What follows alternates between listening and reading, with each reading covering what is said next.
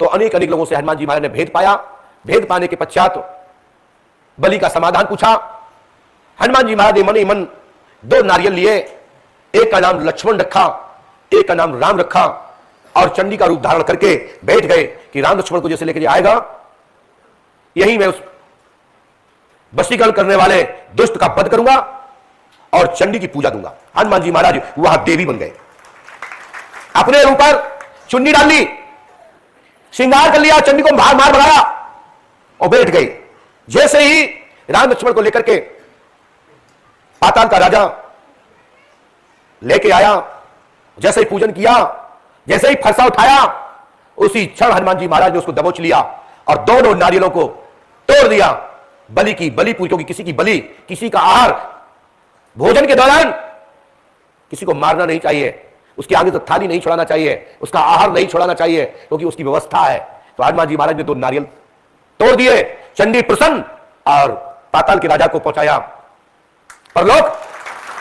तब से हनुमान जी महाराज, पंडोकर सरकार, इस ब्रह्मांड में जितने भी हनुमान जी के चित्र है पंचमुखी, ये सब मनसा पूर्ण हनुमान है।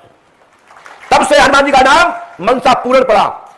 और हनुमान जी पर नारियल तोड़े नहीं जाते, लेकिन हनुमान जी जो पंचमुखी हनुमान जी होते हैं उनके पास नारियल तोड़ने का विधान होता है, क्योंकि वहां हनुमान जी पंचमुखी मनसा पूर्ण हनुमान है। एक मुखी हनुमान जी के पास नारियल नहीं टूटता। हनुमान जी को श्रीफल समर्पित चढ़ाया जाता है, तोड़ा नहीं जाता, लेकिन पंचमुखी हनुमान जी के पास नारियल तोड़ा जाता है और वो आपका टूटा हुआ प्रसाद को बल के रूप में स्वीकार करते हैं, क्योंकि हनुमान जी महाबली हैं, इनको बल की आवश्यकता नहीं पड़ती है। भूत प्रेत पिशाच, भूत योनि के, देव योनि के, प्रेत योनि के, शुद्ध योनि के देवताओं के पास नारियल तोड़ा जाता है, क्योंकि वो 1 बलि लेते हैं, 2 बलि लेते हैं। हनुमान जी तो महाबली है, इनको छोटी छोटी बलियों से कुछ होने वाला नहीं। हनुमान जी तो अतुलित बलधाम, इतनी बड़ी ताकत वाले, विराट शरीर वाले, श्याम शंकर, शंकर श्याम केशरी नंदन। इसलिए हनुमान जी बलि नहीं लेते। हनुमान जी तो कहते हैं दे दो, प्रेत को दे दो, सिद्ध को दे दो, ये बलियां लेते हैं। हनुमान जी बलि नहीं लेते। मात्र मनसा पूर्ण हनुमान जी के पास नारियल तोड़ा जाता है, हनुमान जी के पास नारियल नहीं तोड़ा जाता। एक मुखी हनुमान जी के पास नारियल नहीं तोड़ा जाता, यह ध्यान रखना। जो एक मुखी हनुमान जी के पास नारियल तोड़ते हैं उससे नुकसान ही पाते हैं, उनको लाभ नहीं मिलेगा, इसको दिक्कत में पड़ जाते हैं। इसलिए ध्यान रखें, एक मुखी हनुमान जी के सामने नारियल ना तोड़े। दक्षिण मुखी हनुमान, उत्तर मुखी हनुमान, पूर्व मुखी हनुमान, ये तीनों हनुमान के जो मुख है, मुख के आधार पर कामनाएं पूरी होती है, मुख के आधार पर ही उनकी पूजा होती है, ये ध्यान रखें। दक्षिण मुखी हनुमान तांत्रिक हनुमान है, क्योंकि दक्षिण में अंतिम जो यात्रा होती है, जो मृतलोक पे आया जाएगा जरूर, तो अंतिम जो सैया बनती है वो दक्षिण दिशा की ओर बनती है। और हनुमान जी महाराज इसलिए दक्षिण दिशा में मुख किए हैं कि राम जी दक्षिण दिशा में ही सरजू में गए, इसलिए हनुमान जी देखते रहे, निहारते रहे। इसलिए दक्षिण मुखी हनुमान का यह महत्व है, इसलिए दक्षिण मुखी हनुमान को ही विशेष रूप से लोग पूछते हैं। और अनेक जो हनुमान जी के मुख है उन पर कामना के आधार पर उनकी पूजा होती है, कामना के आधार पर उनका अनुष्ठान होता है, तभी लोग उसको सफलता प्राप्त करते हैं। हनुमान जी का पताका अपने घर पर अवश्य लटकाना चाहिए।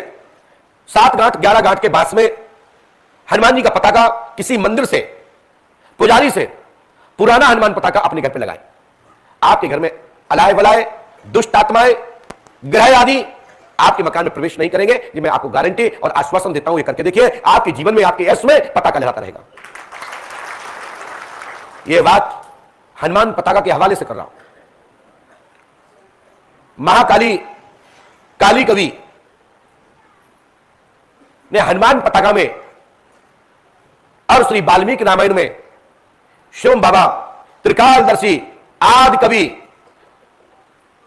शिव वाल्मीकि जी ने भी अपनी ग्रंथ में पंचम वेद में भविष्य के पूर्वांत भविष्य वक्ता के रूप में पूरा जो ग्रंथ लिखा गया वाल्मीकि रामायण, उसमें हनुमान पताका की चर्चा आई, अग्नोत्र हवन की चर्चा आई, और यहां तक कितनी भी बात आई है। साथ साथ उस अयोध्या में जिन जिन के घर पर पताका लहरा रहे थे, ना उनके घर में कोई चोर था, ना कोई बड़शंकर था, और ना कोई क्षुद्र था, सब उच्च थे। हर जाति पंथ समुदाय के लोग हनुमत पताका लगाया करते थे। इसलिए अयोध्या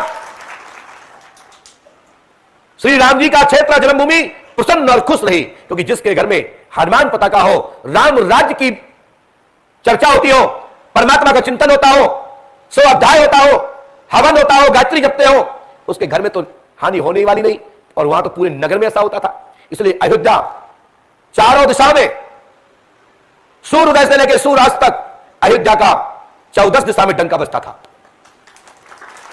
अनेक अनेक देश भारत की सीमा में, अयोध्या की सीमा में निवास करते थे। चक्रवर्ती महाराज दशरथ पूज्य श्री राम जी महाराज के पूर्वजों पिताओं सहित अयोध्या का आदिकाल से, सृष्टि के प्रारंभ से अयोध्या का नाम रहा है।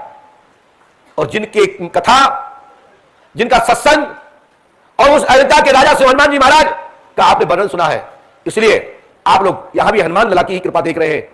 और पंडोकर सरकार में आपकी विथा का हरण करने वाले, आपके जीवन के कष्ट का हरण करने वाले, आपकी बाधा को हरण करने वाले, आपको जीवन को बनाने वाले स्वयं हनुमान जी पंडोकर सरकार है, श्री हाथीवान महाराज है। ये आपको हनुमान जयंती के अवसर पर मैं आपको हनुमत प्रसंग के माध्यम से मार्गदर्शन के रूप में, ये अमूल मंत्र के रूप में दे रहा हूं, इसको ग्रहण करें।